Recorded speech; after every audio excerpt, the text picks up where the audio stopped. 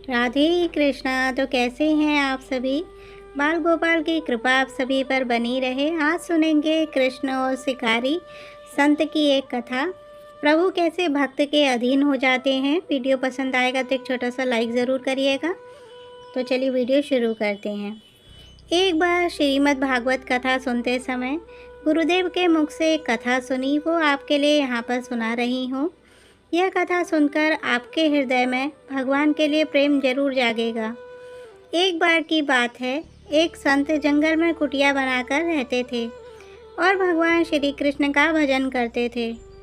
संत को यकीन था कि एक न एक दिन मेरे भगवान श्री कृष्ण मुझे साक्षात दर्शन जरूर देंगे।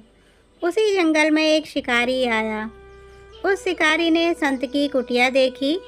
वह कुटिया में गया और उसने संत को प्रणाम किया और पूछा कि आप कौन हैं और आप यहाँ क्या कर रहे हैं। संत ने सोचा, यदि मैं इससे कहूँगा कि भगवान श्री कृष्ण के इंतज़ार में बैठा हूँ, उनका दर्शन मुझे किसी प्रकार से हो जाए तो शायद इसको ये बात समझ में नहीं आएगी। संत ने दूसरा उपाय सोचा। संत ने किरात शिकारी से पूछा, भैया पहले आप बताओ कि आप कौन हो और यहाँ किस लिए आए हो। उस किरात ने कहा, मैं एक शिकारी हूँ और यहाँ शिकार के लिए आया हूँ।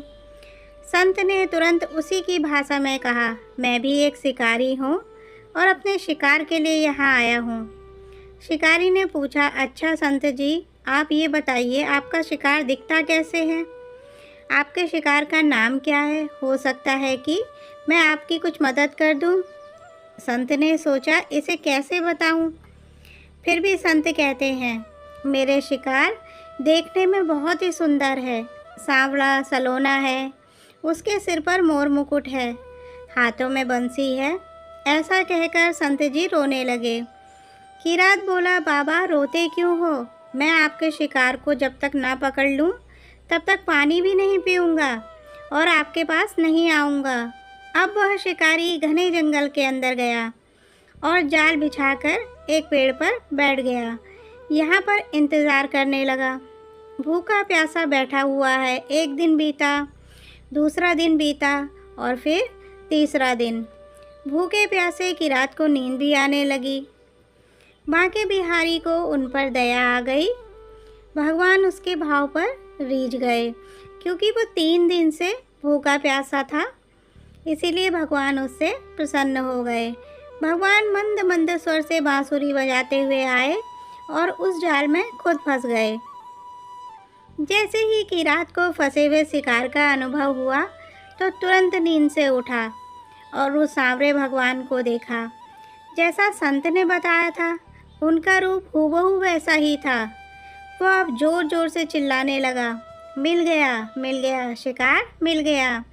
शिकारी ने उसे शिकार को जाल समेत कंधे पर बैठा लिया और शिकारी कहता हुआ जा रहा था, आज 3 दिन के बाद मिले हो, खूब भूखा प्यासा रखा, अब मैं तुम्हें नहीं छोड़ने वाला हूँ। शिकारी धीरे धीरे कुटिया की ओर बढ़ रहा था। जैसे ही संत की कुटिया आई, शिकारी ने जोर से आवाज़ लगाई, बाबा बाबा। संत ने तुरंत दरवाज़ा खोला और संत उस किरात के कंधे पर भगवान श्री कृष्ण को जाल में फंसा देख रहे हैं।